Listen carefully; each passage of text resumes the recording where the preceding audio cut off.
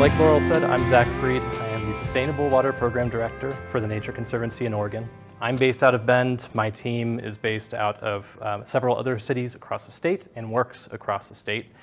So we have staff in Portland and in Eugene, and we work on the coast. We work in Northeast Oregon. We work in Southeast Oregon.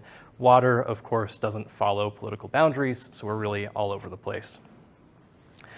So, like Laurel mentioned, the theme is either underwater justice or knowing justice, and we'll go with either one of those. I'm happy to work with what we've got here. We're going to be talking about themes like equity. We're going to be talking about themes like vulnerability, resilience, climate change, and things like that. Already, before we even started, had a great question from Abby here in the audience about the different levels and different tiers of how water operates. It operates at the federal level, at the state level, at an irrigation district or municipal level, and at a very, very, very local level. And here I'm talking about a specific stream or even a specific segment of stream or a specific well. And so there's all these different dimensions to how water works across Oregon, and we don't have time to quite go into all of those different dimensions, but I'll be talking mostly at the state level. And I'll be grounding this conversation in a couple of examples throughout Oregon and an example from our neighbors to the north up in Washington. But since water policy is dictated at the state level for most of water uses, especially in Oregon, that's kind of the perspective I'm approaching here. And also I should say, if you're interested in a more regional perspective, like looking at Central Oregon water in particular, there was a fantastic talk by Kyle Gorman from Water Resources Department that the Deschutes Public Library put on. It was either last week or just 2 weeks ago, and it's on YouTube. So if you want to see... Say his name again. Sure, Kyle Gorman, Gorman. And it's on YouTube, so you can just check that out.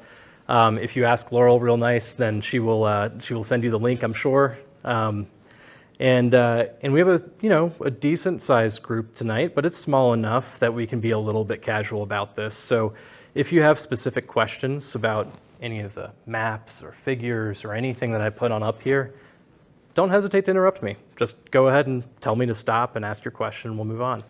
But if I do my job correctly, then we will have time at the end. And for questions, or if you want a figure or a slide that I show, just reach out. I love talking about this stuff. So thanks for the question. So what are we going to talk about today? Here's a brief outline of our talk. I'm going to start really high level, just talking about what is water, what is equity and justice in the context of water, and how do those concepts fit together. And that's going to provide a framing or a foundation for us to then talk a little bit more specifically, still pretty high level because we only have an hour, but a little more specifically about equity and justice in the context of water quantity in Oregon. I'll use an example from Southeast Oregon.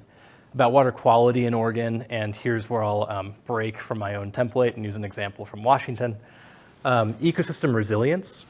This is my personal jam. This is the kind of topic that I get really excited about. That's one of the things that the Nature Conservancy does. So I'll spare you tonight. We'll only talk about a short, brief little foray into ecosystem resilience. But if any of you have any questions afterwards, I'm your guy.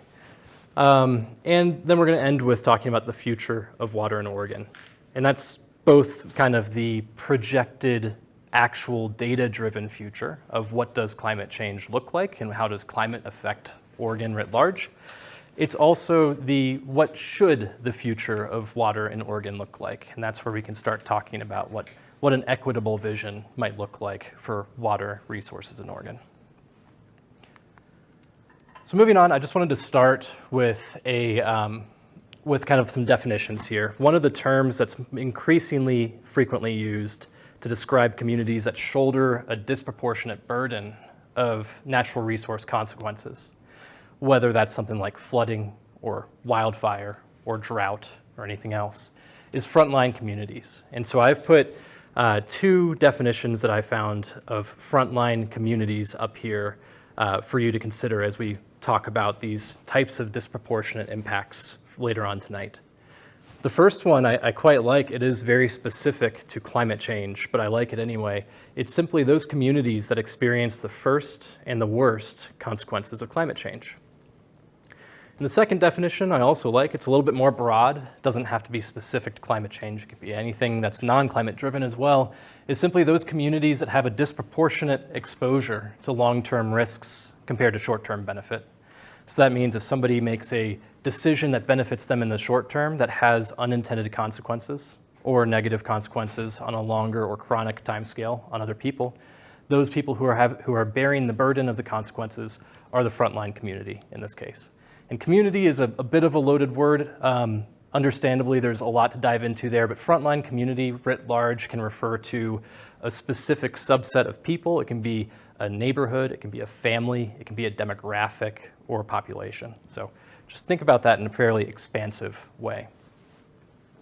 Oh, and I should say that these are some of my friends in Southeast Oregon in the Harney Basin who are struggling with water quantity, groundwater quantity issues that I'll talk about more later. But these are some people working in a collaborative that I've been participating in for 6 years now.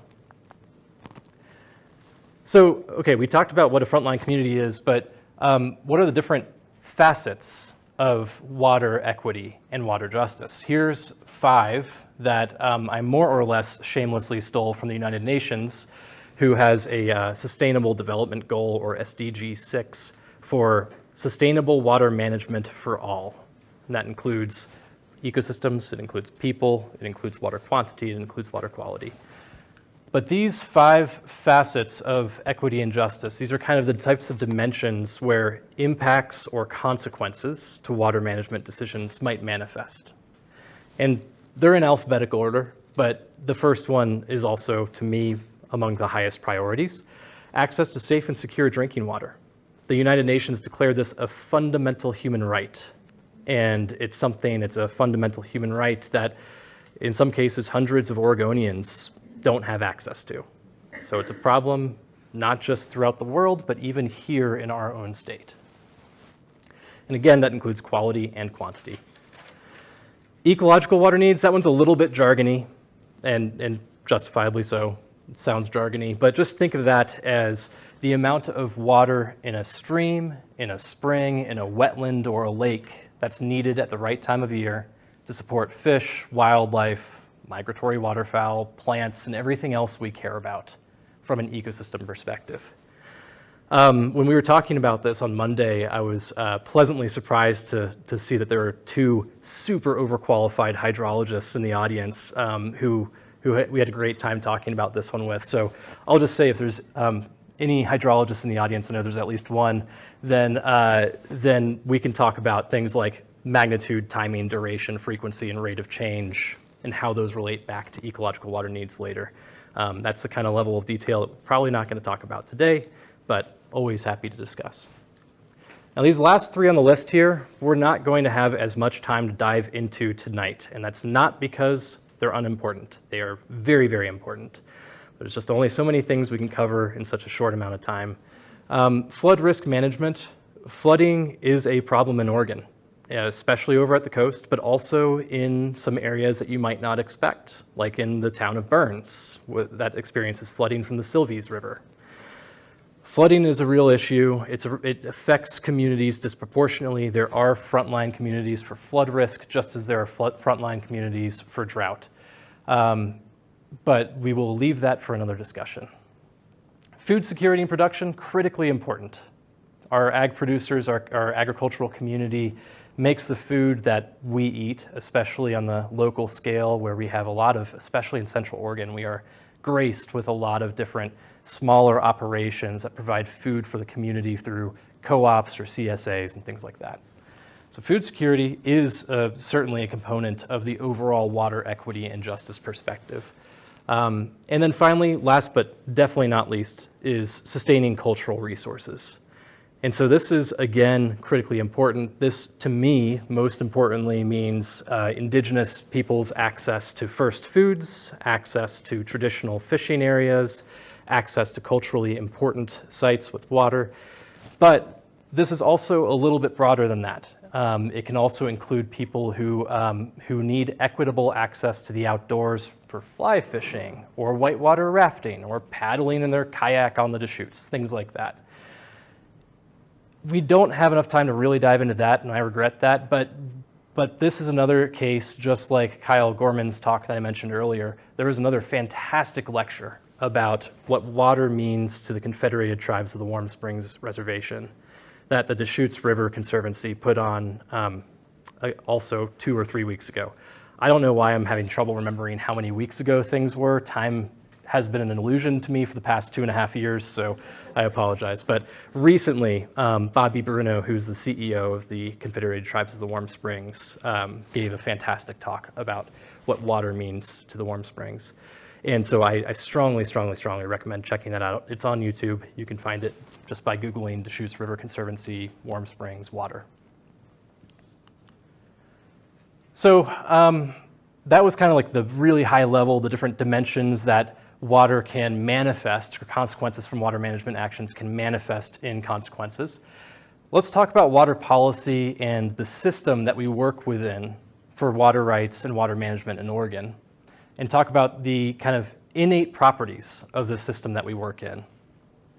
And I'm self-aware that in a slide about equity and justice and systemic inequities, I chose a photo that I'd taken of irrigated agriculture in the desert. And I just wanted to take a step back and kind of check myself a little bit there, because especially in these case studies, often irrigated agriculture can contribute to or exacerbate inequities in communities. But the people who are doing the agriculture are often the people who are food producers or providing value for our society. They're not in emotionally charged topics like water resources. It can be easy and it can be quick to jump to this assumption that people are doing the wrong thing maliciously. They're like villains. They're like the Disney or Marvel villains who are out there like cackling to themselves like, haha, I've taken more water from the frontline communities. And that's really not the case. We have a bunch of awesome, amazing ranchers and ag producers in Oregon. They work within a system, and that system itself is the framework for these inequities to manifest, more so than the individual farmers and ag producers themselves. So that's why I wanted to talk about systemic inequities. And I have a few of these listed here. This is not an exhaustive list. There's a lot to dive into. There's a lot to kind of scrape into with systemic inequities in water management in Oregon. But this is the list that we'll start with. And prior appropriations is a little bit jargony. We are going to talk a little bit about water policy. That's not everybody's dream topic to dive into. Bear with me, it's worth it. We'll get back to the more fun things in a minute. But prior appropriations is the term that describes how water rights are allocated in Oregon. Water in Oregon is owned by the public, but the state holds it in trust, and the state allocates out a permit to use a certain amount of water if it's going to be used beneficially. That's what a water right is. Prior appropriations model is something that's common throughout Western states. And prior appropriations refers to what happens when there's a drought, or what happens when too many water rights have been given out that compared to what a river or a lake or a reservoir or an aquifer can actually support. And under a prior appropriations model, the seniority of the water right benefits. So that means if I am a water user and my priority date, my water right has a priority date of, 2023. And another water user, my neighbor might have a priority date of 2022. My water will get cut off before his in times of drought or when water is overallocated. That's okay. That's a reasonable way to potentially handle things, right? But it does impart a systemic inequity itself, inherent to the system, which is simply that the way prior appropriations works, it literally incentivizes the most outdated societal values. So prior appropriations went into place in Oregon in 1909. I was corrected on this on Monday. I'm going to try it again. I think it was William Howard Taft. It might have been Howard William Taft. But Taft was president at that time. And a lot has changed in how we view natural resources between 1909 and 2023. In prior appropriations model, again, it's a fairly reasonable way to start the discussion of how to cut off water during times of scarcity. But it does innately say that the ways water were used that are older compared to ways water are used and are valued now are prioritized. They are preserved under the system. Use it or lose it is a relatively common phrase. You probably hear it if you've attended any other water talks in Oregon. It is a forfeiture condition for water rights in Oregon. And in Oregon, you must show that you have fully used your entire water right to the fullest extent once every 5 years. And if you don't do that, then your water right could be forfeited. And in a state where water right is tied to properties, and therefore water right value is tied to property value, that can create a perverse incentive to use water that's effectively wasted. It's not going to a truly beneficial use, just to preserve your water right and therefore to preserve your property value. So that's a problem. That's you might be thinking like, oh, that sucks, but like, what does it have to do with inequities? And from the inequity standpoint, from the kind of frontline community standpoint, this type of model, again, not making a value judgment about whether use it or lose it is bad or good. It just is something that incentivizes waste in cases where water doesn't need to be wasted. And in a scarcity time, like we'll talk about the drought, the ongoing drought in a minute here, in a scarcity time, that can mean the difference between overuse and over-allocation of water rights compared to what the resource can support, or correct sustainability, right?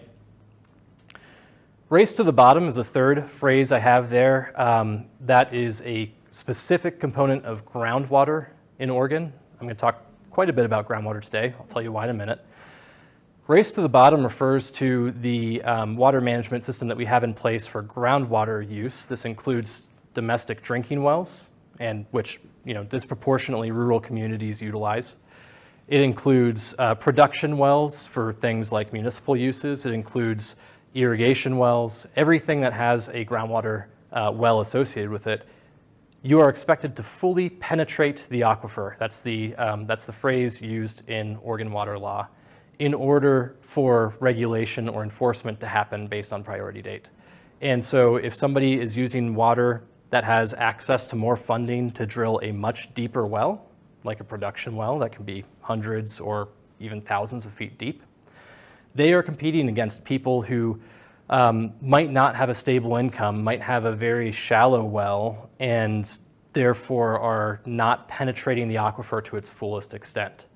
And so this can create equity issues, including one that I'll talk about in a little bit I referenced earlier in the Harney Basin in Southeast Oregon, where people who have access to resources can afford to drill deeper wells. And the people who are left, the ones who are disproportionately impacted by groundwater declines, are the people who cannot afford the up to like $50,000 it costs to drill a new well, depending on how deep it is.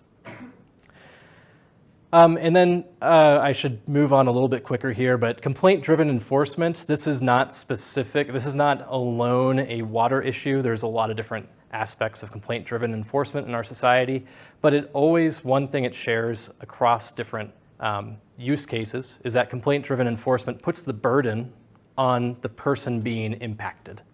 And so in Oregon water law, most of the enforcement of water rights, if I suspect my neighbor might be illegally using too much water, I have to complain about that. I have to find the right person to talk to within Oregon Water Resources Department. I have to find the right form to fill out and submit.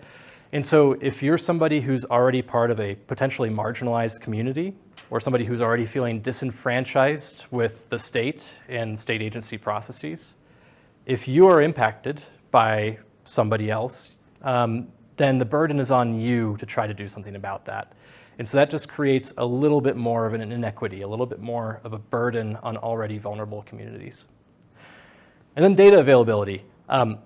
This is a nerdy one, and I am a nerd, so I feel comfortable with this. But data availability is a driver of inequity in Oregon, especially for groundwater. And the reason is groundwater rights are allocated out based on the reverse of the precautionary principle. So usually, under a precautionary principle standpoint, if we had used the precautionary principle, then if I wanted to get a new groundwater right, I would have to prove that there were groundwater available for my right to access. How Oregon manages groundwater rights uses the inverse of that. If I want a water right, I will be granted a water right unless there's sufficient data to prove that no water is available. And so where data aren't available, which is, many parts of our state don't have sufficient monitoring wells or things like that to show how much water is actually there, water rights are given out disproportionately. And in areas where we have the denser populations or wealthier populations, that's where we tend to have data available. So simply understanding the resource, understanding the aquifer itself can be a driver of systemic inequities. Yeah? Are water rights given out without consideration of what they're being used for? Is there a certain, so say a rancher is competing with a golf course, will there be some sort of weight put to the fact that one is creating food and one is creating recreation? That's a great question. So water rights can only be given out for what's called beneficial uses in Oregon. And that is a legal term that has a definition associated with it. You could look up what are the different types of beneficial uses. But aside from that, and if a golf course and a rancher can both, in your example, prove that they are using that they would put the water to some type of beneficial use, those beneficial uses aren't ranked in priority. So as long as they're considered to be beneficially used, yeah. Thank you for that question and that excuse to drink some delicious groundwater. Let's move on here a little bit, but there's a lot more we could dig into on this particular slide about systemic inequities. I'm going to talk about a few specific examples, and we're going to start with water quantity. And for much of Oregon, and especially from my work, that often means lack of water. But like I mentioned before, water quantity can be an issue when there's too much water at the wrong times as well. But I'm going to talk briefly about our ongoing drought conditions. I'm going to talk about surface water and groundwater, and then tell you why I'm currently focusing much of my work on groundwater. I'm going to talk about the overallocation of groundwater rights, and I'm going to use a case study of Southeast Oregon to discuss the overallocation of groundwater rights and its impact on communities. So this is a map that shows drought in Oregon. It's kind of, the colors show up a little bit weirdly here, but any of the, I don't know what you'd call this, like maybe pale yellow orange. I'm terrible with colors, but anything that's not white or bright yellow means it's in drought. Anything that's bright yellow is abnormally dry, but doesn't qualify as a drought. And anything in white is not in a drought. This was as of February 7th, so as of last week. And this is about as good as our state has looked in 3 years. And what this map shows is 60% of the state is in some form of drought. Another 25% is abnormally dry, and the remaining 15% is not abnormally dry or in drought. And so 15% of the state is in good shape here. I'm still hoping for a much wetter end to our winter. This was supposed to be the chosen year. This was supposed to be La Nina. We have not gotten as much precipitation as I would like, though I did see that Bachelor got 12 inches of snow on Monday night, I think. So there's still hope for this year, but we need a couple of good snowy years for us to get out of this drought. If we have time near the end, I have a figure that shows, that's not part of this presentation, it's kind of a bonus figure, that shows the distribution of Oregon in drought over the past 10 years. And if we have time, I'll show you that, but the really short version of that is most of the state has been in drought most of the time. So this is not, the past 3 years have been particularly rough, but this is not something that's specific to the past 3 years. This drought is an ongoing and increasing reality for Oregon, and something that we'll have to understand how to sustainably manage water resources within. And anybody, I'll just point out, anybody can access these maps and check them out. They're updated weekly. If you go to that little link at the bottom, droughtmonitor.unl.edu, you can see these as well. So surface water and groundwater, much of my work involves both surface water and groundwater, and treating them as one whole system, especially in Central Oregon, where they're so interconnected. But when I think of water availability and water equity considerations, I'm often thinking about groundwater. And this map is the reason for that. This is a map that shows the availability of water for new water rights across the state. And so anywhere where you see the kind of like lack of color, it's theoretically tan. I'm not sure how well that comes through. Anywhere where you don't see a color, water is no longer available to allocate out for surface water specifically. This is surface water, not groundwater. And so most of our state is fully allocated, we would say. There's no new surface water permits to give out throughout most of the state. Where you see blue or purpley colors, that's where there's still some water available during the summer. And so this map was made in 2017 by the Oregon Water Resources Department. It's a little bit outdated. There will be fewer of those blue areas now if we were to recreate that map today. But it's a good indicator that if we're talking about where the future of water demand will occur, it's not likely to be in surface water. Based upon decreased reliability of stream flows under future projected climate conditions, which we'll talk about later, and based upon just the availability of water in present day, most water demand is shifting to groundwater. And groundwater is also where we have the least data and information available to understand how much of the resource there is to give out. So when I think about sustainability, I think about water resources into the future. One of the things I think about is groundwater. Yes? Could you kind of point out where what their mountain range is right there, where that purple part is, does that show where the mountain range is, or? Yeah. Okay. Great question. So the only place that we could allocate new water is mountains. well, I'll use the pointer here to point it out because this is a little bit washed out compared to the actual figure. And maybe this is one where we could distribute the PowerPoint slide itself to see better. So the McKenzie and Willamette Basin has some water available to give out. The coast, as of 2017, mid-coast, has some water to give out. Down in Steens Mountain, there's a little bit of water available in Southeast Oregon. And then up in the Grand Ronde and Snake area here. So those are the areas as of 2017 where surface water was available to allocate. But yeah, of course, thank you for that clarification. So let's talk about groundwater. What do we know about groundwater? This is a map, obviously, of the entire United States. I trust you all to look for Oregon yourselves.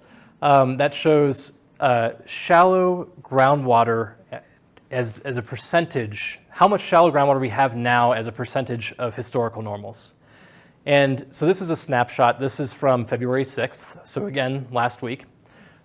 This is from a satellite mission called GRACE, which is just about the absolute coolest thing that I think we've ever sent into space.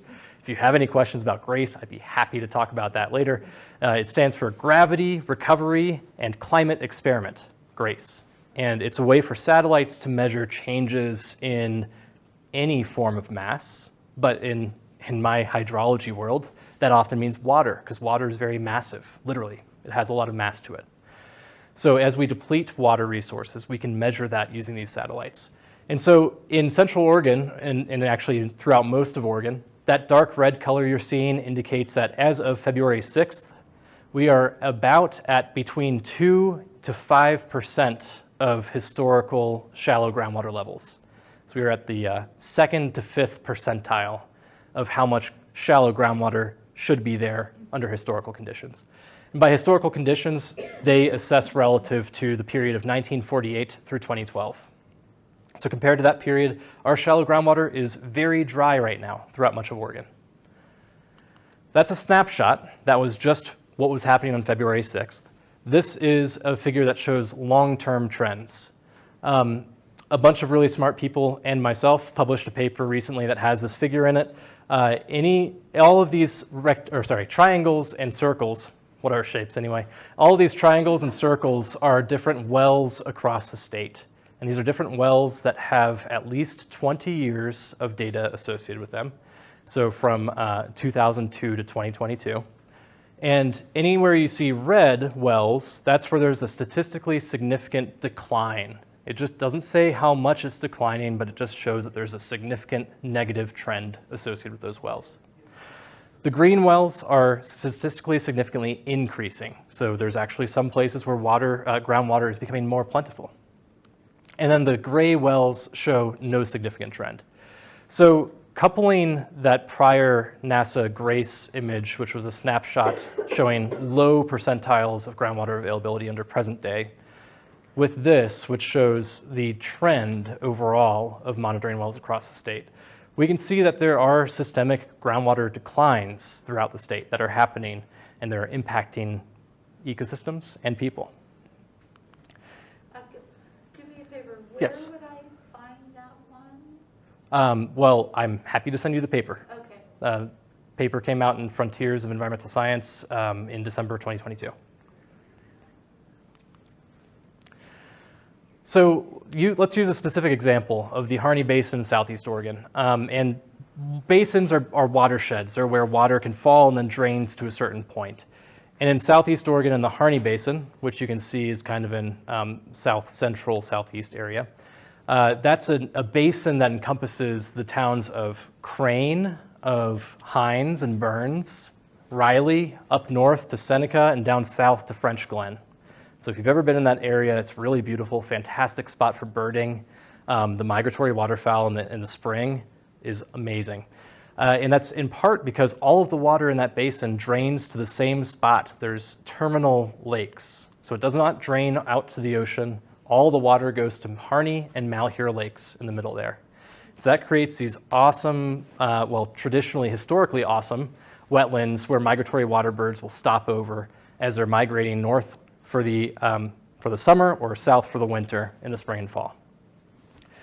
So that's where the basin is. It's been experiencing a serious groundwater over-allocation issue. So here, due in large part to lack of information, this is a great case study in Oregon where too many water rights were allocated, groundwater rights in particular, compared to what the aquifer could support. This figure on the right side here, it's a little bit complicated. Just stick with me. On the y-axis is groundwater level elevation above mean sea level. So in other words, if you can measure the depth of the water in the well, this is how high it is compared to mean sea level. And on the x-axis is time, so from 1960 to 2020. And in the 1990s and early 2000s is when a lot of groundwater rights were allocated in the Harney Basin. And this figure shows the distribution of different wells and water levels in wells. And there's 10 different wells that were stitched together to show this trend because again, data scarcity, we don't have many monitoring wells with a consistent period of record. So we stitched together a bunch of these different wells to show that as of the early 2000s, you started seeing these declines, and they were starting to accelerate over time. And in some places of the basin, it's a huge basin, I should say, so the trends vary based on where you are. The basin is literally the size of Connecticut, so it's big. But in some parts, yeah. Just ask one little, so the surface water eventually goes down into the aquifer. So if you're not having surface water, that aquifer is depleting, or are there other big things that are taking that water out? Yeah, that's a great question. So in other words, where is the groundwater and how does it intersect with the surface water? So To the drought with rainfall? it is partly related to the drought, yes. But actually in the Harney Basin, that's a smaller component. Okay. And the reason is in some parts of our state, we're learning more about this now, but in some parts of the state, like in Southeast Oregon in the Harney Basin, there's not as much deep aquifer recharge from precipitation. So this is getting a little bit in the weeds, but it's kind of cool. I And think, Minnie, keep going. thank you. Yeah, I will.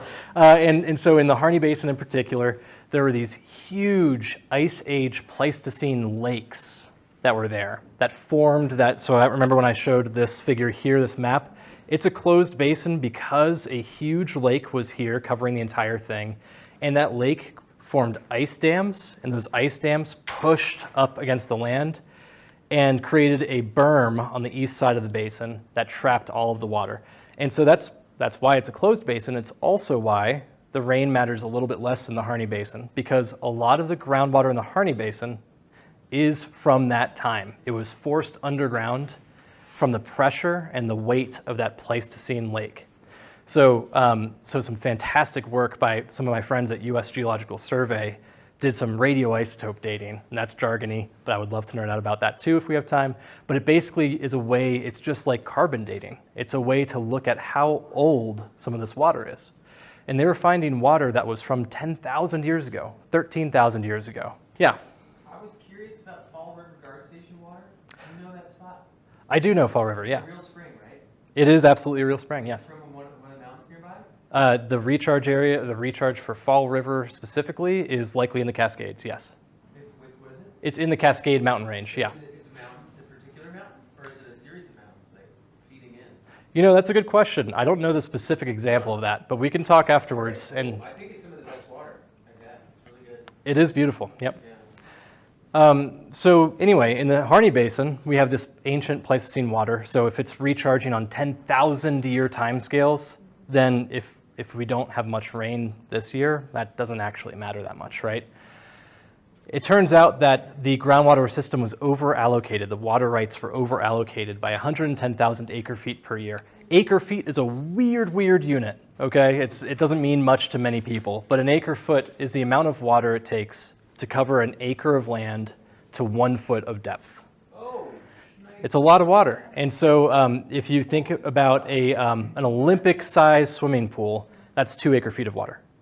So the Harney Basin was over-allocated by 110,000 acre-feet of water. What's everyone doing with all that water? Another way to think about this is not necessarily in volume, like acre-feet is, but by rates of exchange. And so another way of thinking about this number is that for every 1 drop of water that slowly infiltrated down into that deep aquifer, 2 drops were being pulled out. And so that creates unsustainable conditions. That's why groundwater levels declined so steeply. And an Oregon State University study in 2019 found that 30% of respondents to their survey had experienced decreased access to drinking water. These are people who live in the community, people who live in the basin. This is a very rural area. Disproportionately, residents rely on domestic well for drinking waters. And then 10% of respondents could not meet their basic needs. And this was something where I don't live there, but I work there, and I'm in the Harney Basin almost every month or at least every quarter. And there are these kind of quiet indicators of drought. Like I used to always stop by the Safeway and grab some Gatorades or some water before I went and did field work, before I went and did stream measurements or something like that.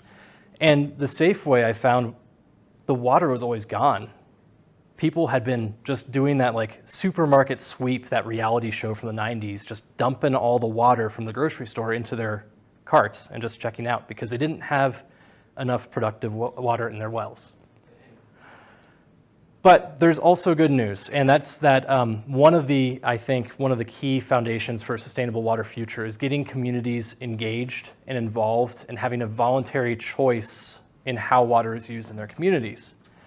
And so the Harney Basin in Oregon was selected as one of the 4 pilot areas for the community to totally voluntarily come together. People who were able to joined, and the community formed a collaborative to develop a water plan, a groundwater plan, and actually created last year in 2022 Oregon's very first community-based voluntary groundwater plan in the Harney Basin.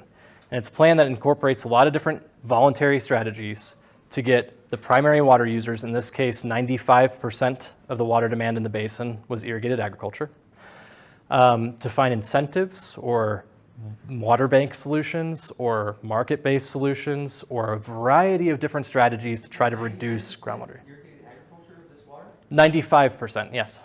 You think it's like people growing hemp and wheat?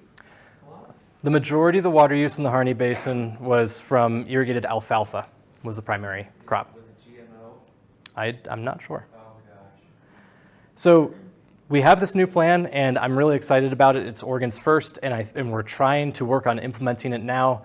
But what I think is that types of planning efforts like this, where communities get involved and take additional steps on top of what they're required to do, is going to be absolutely critical for balancing water use. Taking action lawsuit to whoever started that alfalfa thing and did that. It's probably a big corporation of some kind that could get them to pay towards helping remedy the situation, right? Well, there's been quite a bit of water litigation, but I'm noticing that I'm a little bit behind on time, so I'm gonna, we'll hold the rest of the questions until the end, and then we'll get to them, okay? But great question. Yeah, there's always a lot of fighting and litigation around water. So I'm going to quickly talk about water quality. I will be quite quick about this because I want to leave time for discussion at the end. Water quality is another key area of concern in Oregon and in the Pacific Northwest.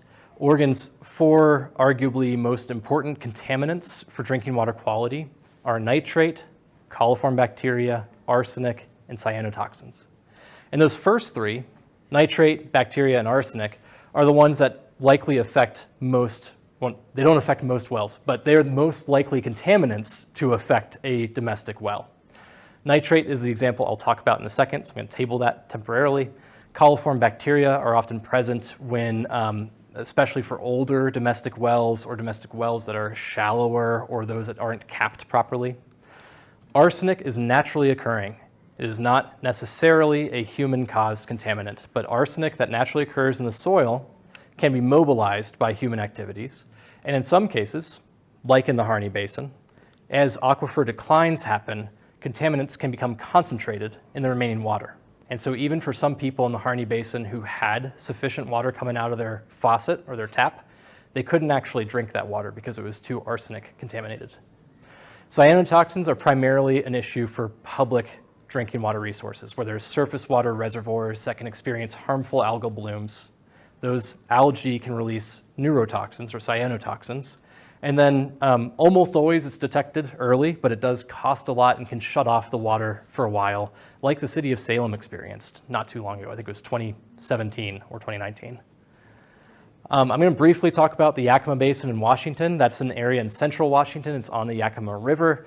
It is all the locator names that I can think of to describe where it is have Yakima in the name. It's near the city of Yakima. It's right adjacent to the Yakima Indian Reservation. It's near the Yakima River. But it's in central Washington. And the Yakima Basin was an area where it's heavily agricultural focused economy. There's a large migrant worker community that arrived seasonally to help with the farm work. And the Centers for Disease Control and Prevention in 2010 noticed an outbreak of methemoglobinemia, which is also known as blue baby syndrome, which is called that because when pregnant mothers or infants or elderly people have too much nitrate ingested, usually through drinking water, could be through other sources, their skin has a blue pallor, a blue tint to it, because there's not enough oxygen compared to the nitrogen in their bloodstream. So the Centers for Disease Control and Prevention identified this outbreak of blue baby syndrome amongst specifically the migrant worker population and asked the U.S. Environmental Protection Agency and the U.S. Geological Survey to investigate. And I was part of one of the teams that mapped the nitrate contamination in the aquifer. And to make a very long story short, there were a few types of land uses, primarily confined animal feeding operations, but secondarily irrigated croplands, that were releasing nitrate, a nutrient, into the surface aquifer, the shallowest aquifer. And this figure that I'll show here has a great depiction of this. So the reason it was affecting mostly the migrant community is because the landowners who lived there, who are relatively wealthier, I mean, nobody was like Scrooge McDuck or anything, but relatively wealthier, were able to drill deeper into the deeper aquifers that were not experiencing contamination. But the migrant worker populations, who often lived in trailers or sometimes literally a shack, would often have the shallowest possible well to produce their water. And so as nitrate contaminated that top aquifer, one segment of the population was receiving all of the burden. They were the frontline community in this case. And the other segment of the population was receiving, in some ways, the benefits of their actions, right? They were fine. They were able to make money and profit off of it. And so, so this is just another case study of where there is multiple populations in the same area, same geographic area, but some components of the community, some populations were disproportionately affected while others were not. We can talk more about that if we have time later, but I increasingly think we might not be short on time. Ecosystem resilience is the flip side of the coin. We've been talking about vulnerability and vulnerable populations. Resilience is the opposite of vulnerability. Resilience is the ability to bounce back or to resist changes. From an ecosystem standpoint, for our streams and rivers in Oregon, there's really 4 indicators or 4 primary indicators of resilience for their flows. We're talking about water quantity here. And those 4 indicators are groundwater influence. I'll talk about that in a second. Glacial snowmelt, which is decreasingly a useful indicator of resilience because Oregon has fewer and more shrinking glaciers. Connectivity, that's both lateral connectivity, so from upstream to downstream, thinking of river dams and things like that that can impede connectivity, but also, longitudinal connectivity, but also lateral connectivity between a stream and its floodplains and its banks. And then alteration is a good predictor of resilience, of ecosystem resilience. These are a little bit too complicated for the time we have left, but I have a couple of maps that I'll show off, then we'll get to climate change, and then we'll wrap up. This map is from a study that the Nature Conservancy led that was just published as of December of 2022. And this map shows rivers in Oregon, and the rivers that have any color associated with them, blue, from blue all the way up to orange, which is actually green on this monitor. That means that it has groundwater inflows into that river or stream. And so that groundwater is, first off, I should say, all rivers and streams and all wetlands and all lakes in Oregon, all of what we think of as surface water is constantly in some sort of dynamic interchange with groundwater. And so some of those rivers, lakes, and wetlands are recharging the aquifers. We call those losing habitats. And some of them are discharging from aquifers, so groundwater is coming into them. We call those gaining reaches or gaining habitats. And this is a map effectively of where we see rivers in Oregon that have some indication that they're relying on groundwater to support their flows. And therefore, looking ahead to future climate projections with drier summers, spoiler alert, I guess, these are the rivers and streams that are likely to be disproportionately resilient to that.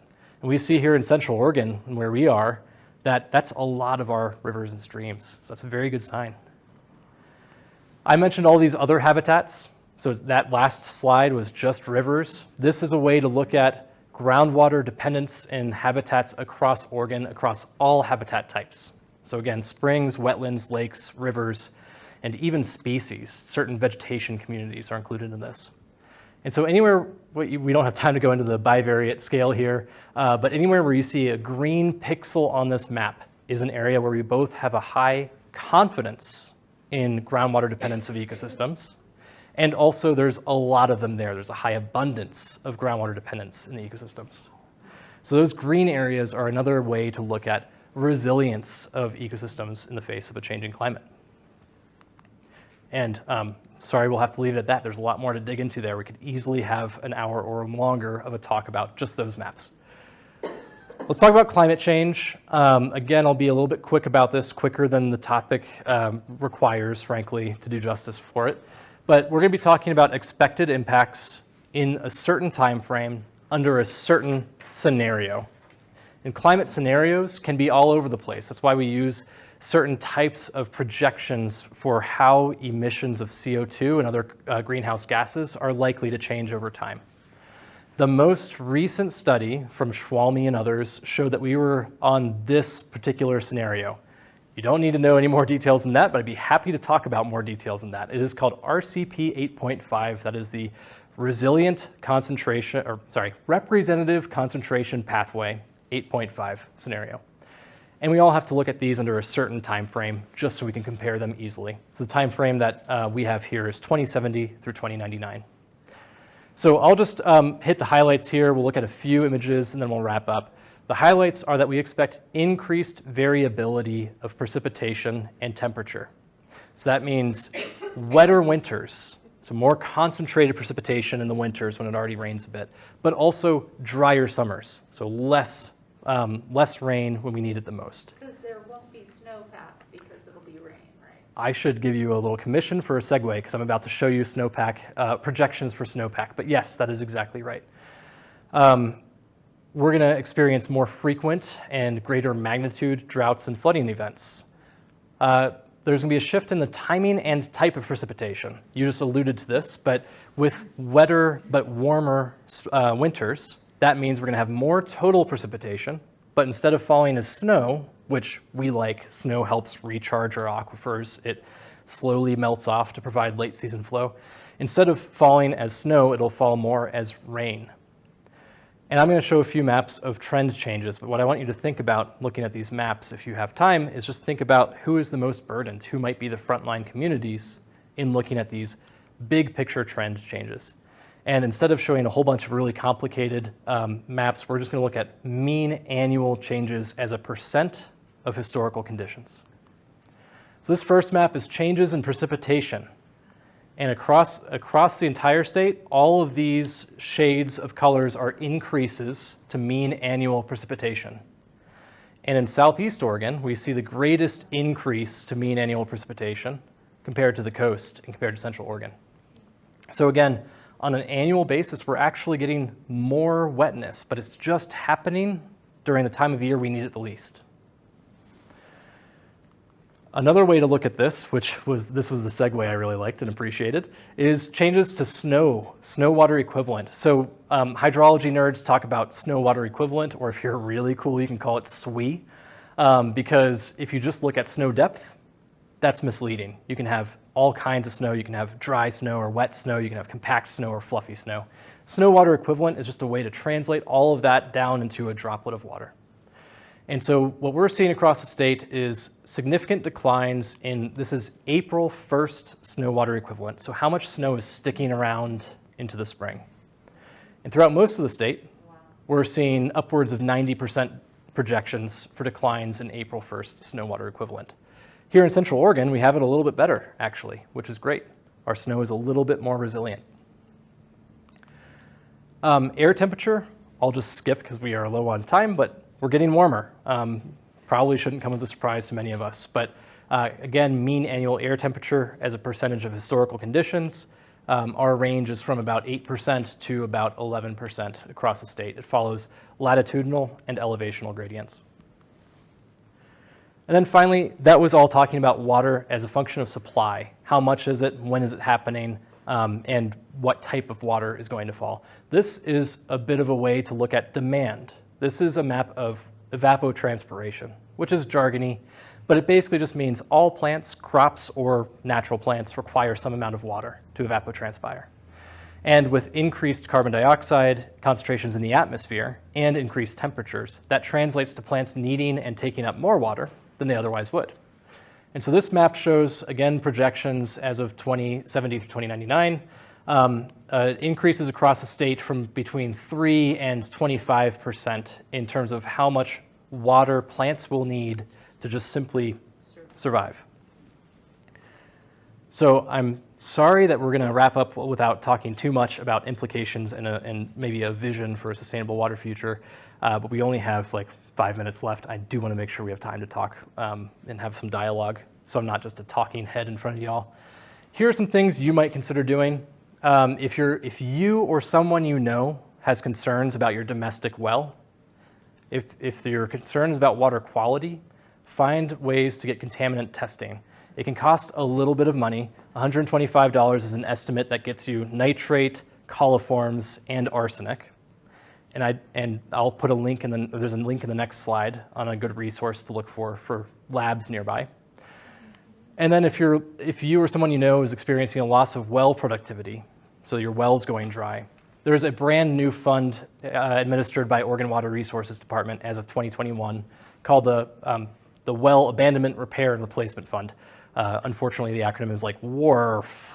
And WARF is really cool because for low to moderate income families, there's a definition for what those mean, you can be reimbursed up to 100% of the cost of drilling a new well, up to $40,000.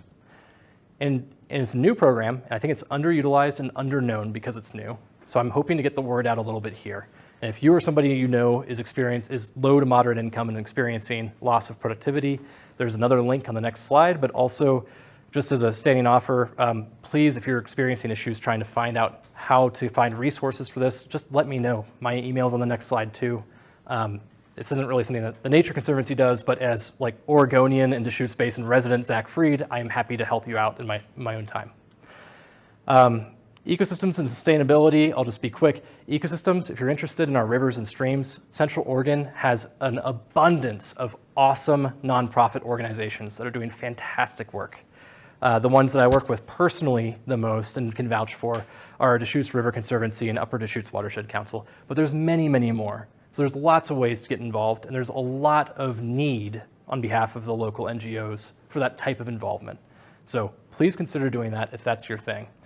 And from a sustainability standpoint, water policy is undergoing a lot of substantial upheaval as these stressors like drought test and force and tweak our system. And so it really, I think people say this sometimes and don't mean it, but I really do think that just telling your elected officials this is important to you and that they should pay attention to it is legitimately valuable, disproportionately so in this year and the next couple of years as water and drought become more and more of hot topics in the Oregon State Legislature. So here's my contact information. Here's some links to these different, the Domestic Well Abandonment Repair and Replacement Fund, and a link to Oregon Department of Environmental Quality's drinking water quality testing page. And I'm sorry that we ran up a little bit against time here. Laurel, I think that does mean you have to revoke my library card, but I am happy to stick around longer and take any questions.